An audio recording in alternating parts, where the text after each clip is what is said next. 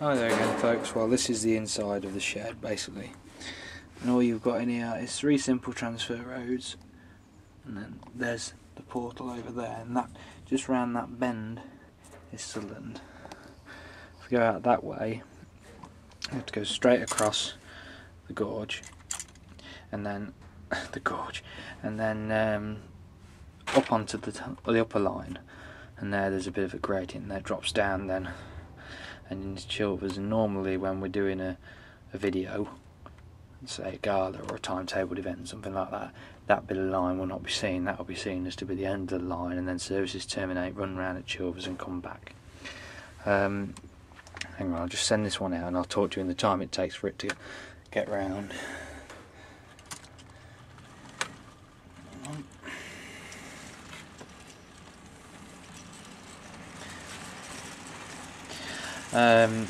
This line, we've got 4 lines.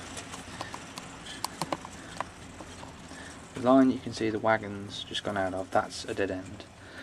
That leads round straight up there and just stops at the end. And basically all that you have there is that them wagons are stored there all the time, no moving. This is the main line that runs through and out over that curved point over there, which will just switch so the train can get back through.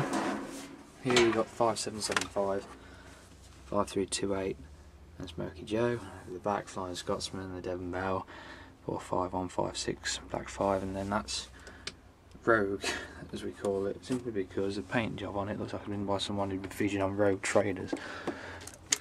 And look at that. Basically it's a Hornby Percy, and all I did was painted it because I didn't like the green, plus it had no face, so I had to make a little smoke box door for it. But basically all that serves as is the shed fronter. That's the only engine that we leave in here at night. You know, we take all the others are stored away in a safe location. Anyhow, so the 2 inner lines, the far line is where that freight is always stored. These ones are optional, no coaches either, they all go as well. So it's normally quite quiet in here. We used to have point motors, but this carpet that we use on our shelf, that used to stop everything working. The point motors especially were terrible for that, and they always burnt out. Up on the deck we control the main line from that, and also got the power input for the traffic light that's outside. Turntables on that one. That was one of the X-point motors. That's for the traffic light. That's another X-point motor. This powers illuminations. That one over there powers illuminations, and the one in the basket down here, when we connect it all up, that powers illuminations as well. Oh, it's back. You can see that coming in there. Simple arrangement. People have said to me in the past, oh yeah, why haven't we got no scenery in here? Your scenery is estate and all this lot. But at the end of the day folks, this is just a running shed, you know. We don't generally use this as the nice bit. The garden railway is outside those portals, so this inside is a running area.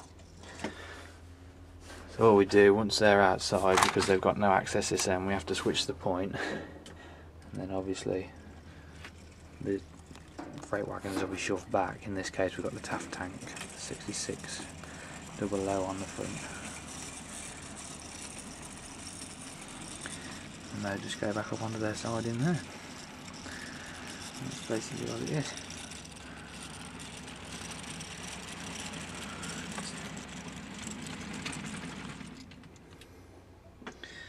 It's a simple arrangement, but it really has served me well the last couple of years.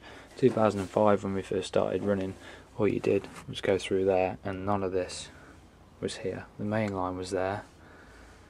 None of these were here. None of that was here. None of that. In fact, that line only went as soon as you went out that door. You went out and round to Sutherland and back in this end. That was it. That was a short run. It took a matter of seconds, and now we sort of scale about 3 mile.